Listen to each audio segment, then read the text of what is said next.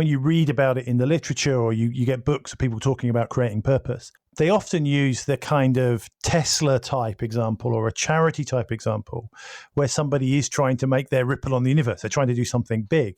Whereas for most of us in organizations, that's not true. The question is from Thinking Focus. Hello, I'm Rob from Thinking Focus. Hi, I'm Rich from Thinking Focus. Hi, I'm Paul from Thinking Focus. And the question is, why leading without a purpose is just managing? So before we dive into the podcast, it's worth explaining that this is part of a series we're doing based around a leadership model we've created. Because one of the most frequent questions we get when training or coaching managers and leaders is, well, what is it leaders actually have to do? Is there like a job description just so they know I'm doing the right things? That we get asked all the time. And then we did a lot of research around this and found there's lots of different opinions about parts of the leadership role, but nothing that brought all of the aspects together in a way that succinctly answered that question. So we've gone away and built our own model, which we use with a number of our clients to help them start to think about what leaders are, bringing together the disparate set of ideas and thoughts about leadership. The model breaks down the role of a leader into three areas: purpose, people, and productivity, with each of these areas broken down into further three steps. So this podcast is focused on one of those subsets. It's focused on purpose, and in particular, the role of leaders in creating higher purpose. Okay, so a good place to start on that is, so what is it? What is the higher purpose? What's it all about? Why?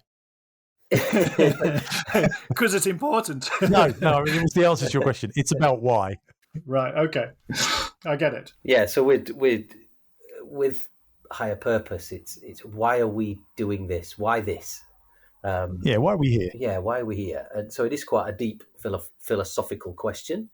But I think when we explore that and we think about why this, why are we doing this, that starts to provide us with, as I like to think about it, as a bit of a guiding star. Yeah, it's the direction of travel. It's the reason we're here. It's what we get out of bed for. Yeah. And to me, it's really connected to this idea that as humans, we're kind of purpose driven. We need to do something that's kind of meaningful. And that might be different for all of us. Some of us, that might just be we need to provide for our families. Some of us, it might be we need to change the universe in some meaningful way. But we're kind of purpose driven. So as leaders, if you want to unite a group of people to achieve something, you've got to have a purpose. And when you talk about that, Paul, as well, what comes to mind for me is, yes, we are purpose driven creatures, as you said, and without it, we can really flounder. And we see that with teams. Yeah. When teams don't have a purpose within an organization or perceive that they don't understand it, that they can flounder. They don't know why are they doing what they're doing? Why should we do this every day?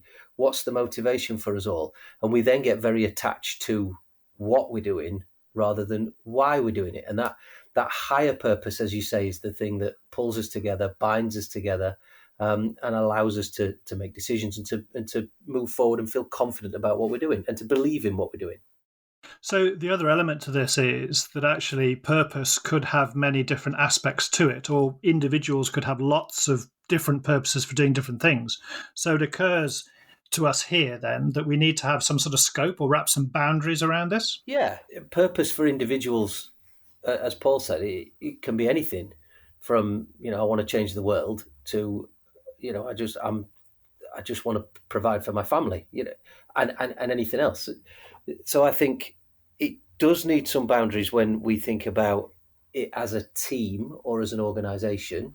So we need to know what it is and what it isn't. And when we do that, that also then allows individuals to connect to it in some way. So it's not too wide, but it's not too limited. Yeah, I think so. Well, I think scope is a really important part of it. And in fact, we're going to do a whole podcast on just talking about scope in terms of purpose itself, because it's just such an important element of what is in our purpose and what is outside of our purpose. So what's important then if people are going to actually tie into the higher purpose? Or about creating a higher purpose? Well, I think one of the fundamental questions you're going to have to answer is why this and not something else? I think it's got to make sense to everybody that's in the team. It's got to be something that we can all connect to. Now, this is slightly awkward because if you're starting something as a team, then if you're a startup, you get to choose the purpose, and often they're very purpose driven, aren't they? But when you join an organization, maybe that purpose is already there, but either perhaps not spoken about and not known, or if it is spoken about and it is known, that allows you as an individual to choose to go and work there and to connect to it. But I think in most cases with organizations we work with, they haven't spoken about why this team, why are we doing this? They haven't done it. So I think that very question then, why are we doing this? What are we about? What are we here? Is the starting point for creating it. And that allows that discussion. Yeah, I think that's a really interesting point, Richard, because when we think about purpose generally, and when you read about it in the literature or you get books of people talking about creating purpose, they often use the kind of Tesla type example or a charity type example where somebody is trying to make their ripple on the universe. They're trying to do something big. Whereas for most of us in organizations, that's not true. Our purpose is a sub-purpose of the bit above us, which is probably a sub-purpose of the bit above that. That's right. So we're trying to deliver a bit of it. And it's kind of, how does all that link together to make what I'm doing meaningful to what we're doing as an organization? And I think even when you go and work with, say you're working with a finance department in a large organization and you kind of go, okay, so what's the purpose of this department? People might look at you a bit strangely and say, well, we do finance. We say, well, yeah, what does that mean though? What happens if you don't do what you do? Oh, well, we don't collect the money properly, or we don't manage the financial risk properly. Oh, all right, then what happens then? Well, actually, then we've got too much exposure, and that means we could quite easily run out of money, or we couldn't budget ineffectively, which means, again, we either spend too much or we run out of money. Right, all right. So we're starting to get then to some of the reasons why you're here, aren't we? And through that process, you then start to say, okay, well, if we do what we do properly, it allows sales function to do what they do properly. It allows marketing to do what they do properly. It allows whatever other functions to do what they do properly. So you can see that the role then, the purpose of it, and the qualifications that people go and get to work in a function like that suddenly start to come to life. And what it does, and I think it's a great example you've picked there, to go back to that finance department, it also then helps them work out what comes next, i.e. what do we therefore need to do?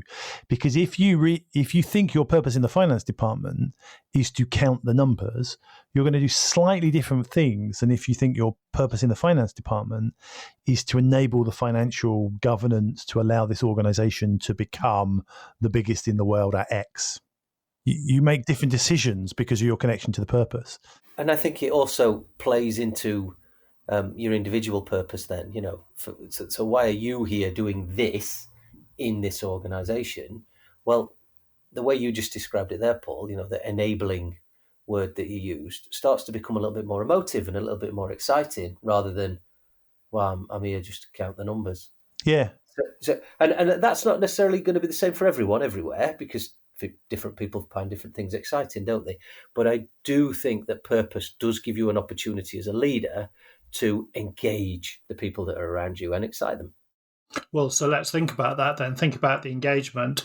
What's the role of the leader in this? It seems like there's a few things that we would expect a leader to do around higher purpose. It always amazes me the number of leaders in organizations and with teams that we work with, if you ask them, so what's the purpose of the team, of the function, of department, whatever, and they can't answer it.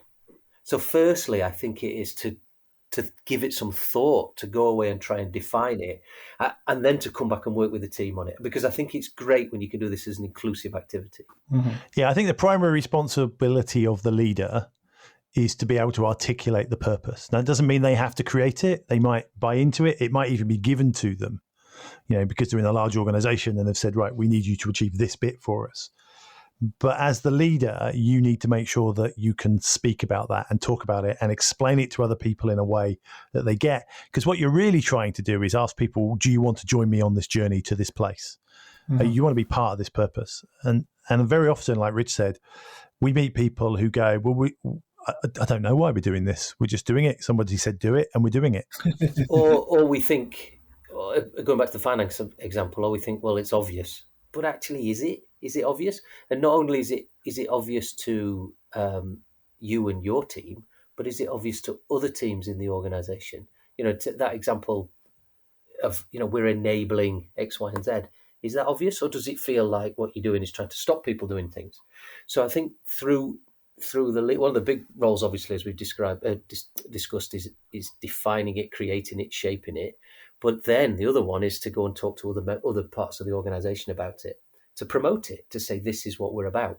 Right. You get this kind of weird thing that to get the group to come together around the purpose, it has to be meaningful to the group.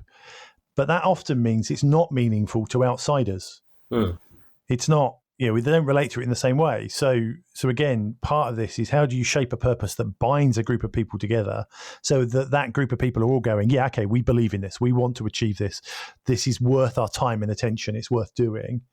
Yet at the same time, bring that to life for people outside of the group to either recruit more people or make it make sense to people, to other people in the organisation. Yeah, I mean, I've just been helping. I've been helping outside of the corporate world. I've been helping a local cricket club think about their purpose, and it seems obvious when you go and say, "Okay, what's the purpose?" People go, "Well, play cricket." But actually, when you dig deeper and you talk to people, yes, it is about that. But mainly, it's about providing the local community with a healthy place that people can engage with each other around the sport of cricket. Now that's completely different to me. That's not just about playing cricket. That's a much higher purpose, which is what we're talking about. And that starts to then bring in all sorts of other things about, right, okay. So it's more than just playing a game. And I think that's the purpose of this. And then when you go and promote that to other parts of your organisation, clearly not with a cricket example, but if you go back to corporate world, when you go and promote that to other parts of the organisation, I think you would find as a leader, and I think we see this a lot, that you start to have very different conversations about what you're doing and why you're doing it and how you can help other parts of the organisation achieve what they're trying to achieve, or indeed think about what they're trying to achieve. So because of those possible links to, the individual purpose, personal interpretation, if you like, or perception, what are the possible mistakes that leaders can make with trying to connect people to the higher purpose? First for me is one of the mistakes that's made around it is just to forget that you've done it, is to spend some time working on the purpose and then just not talk about it again or ever think about it again. That's an obvious mistake that I think's made. Yeah. They perceive purpose is a thing we do every 3 years. Yeah. We put it in a document. We might stick a few posters up, and then we're done with purpose, and we get in the what. And I think when they do that as well, the other side effect is that then the team starts mistaking the what for the why. Yeah. So when there's an absence of purpose, when I don't get the purpose, I align to what we're doing. So suddenly my what becomes, well, we collect the money. And you go, well, yeah, but why? Why is that important? What are we trying to achieve? Because that's going to change the decisions we make. So what you're saying there, Paul, is actually I connect to the tasks or the goals that achieve the purpose. So because we've not talked about it, I get stuck in the tasks, and therefore, I think we've talked about this many times, you and I, is then people feel like there's a lot of change happening because tasks rapidly change, don't they? Yes. Yeah, I think when you connect people to what they're doing and not why they're doing it, as a leader, you make change very difficult for yourself. And another one for me on top of that as well is that, and it's just sort of my feeling, my opinion is that if you create your purpose and it's just about making money, or it's just about shareholder value, or it's just about profit, I think that's a mistake. I think that is an outcome of doing something really well, rather than that being the sole purpose that you exist. I'm going to be controversial here and go, I get what you're saying. I'm not sure I completely agree. And let me explain why. Yes. I think purpose has to work for the group. Yes. If you're in a group that go, do you know what, we're going to create this startup. It's all about shareholder value. We're going to work our socks off for 5 years and sell it. And that works for you as a group. I don't see anything wrong with that. I think the challenge you're talking about is in a large corporate where you get a leader who takes a group of people who want to do something meaningful for people and only talks about the money. And so what you have is a clash of purpose. That's exactly what I'm talking about. So I think in a startup, I can understand where you're coming from. But even there, I think, and as that organisation grows, that purpose perhaps is very connected to the owners of that business. you might find that harder to connect people as you start to employ people. So I think, yes, it has to be meaningful. I think certainly in corporate land, if it is purely just about, okay, it's about shareholder value, we're going to talk about how great our products are and all that kind of stuff. But really, all we're interested in is making money. I think people start to detach from that over time, because people want to do something that perhaps has a little more meaning. And if it has more meaning and you do it really well, then I think the other thing is a byproduct of it. Yeah. But I see where you're coming from. But I think there's probably a sort of an employee versus ownership difference in that. Yeah, I think there is. And the other thing I was just about to say is money, and I'm thinking out loud here, money is almost an away from motivation, because there is a point for all of us when you just go, I'm no longer motivated by this part of the role. Mm-hmm. Yeah. You know, I've got enough, or we've achieved enough, or we're doing fine. I want other things too. So I think so I do think you're right in some ways. The purpose has to be more than just profit. It has to be, what are we trying to achieve in the world? Let me caveat that. Clearly, we run a business and we want to run a profitable business. People want, you want to do that. So that is a bit of a given. I think what I'm saying is, if that's all you focus on, then you will find it difficult to make decisions, because your decisions will be, well, will it make money, rather than, well, is that the right thing for us? And that's a difference. I think one of the other aspects to that, particularly if you're outside of the group, and we see this, I guess, in the work we're doing. I'd see it particularly with some of the groups I sit in with other psychologist groups, where people sometimes take a moralistic view of purpose, and go, well, your purpose has to be, of an ethical standard. And I'm not sure that's true.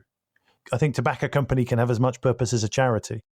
Essentially, you've just got to believe in it, haven't you? Exactly. Whether the world views it to be right or wrong is a different thing. That's for each of us to decide.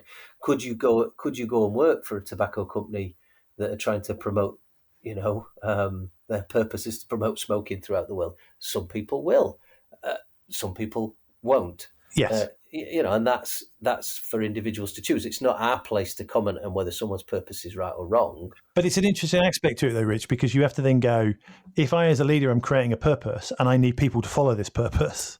Well, yeah. So you've got to then go and find like-minded people, haven't you? Yeah, exactly. But again, this is why higher purpose is really important, because that is one of the things it will allow you to do. And we'll talk about that in Creating a Tribe in another podcast. But that is one of the things that purpose allows individuals to do and leaders to do, is to say, who do I recruit? And it allows individuals to say, well, hey, do I want to go and work for that organization doing that thing?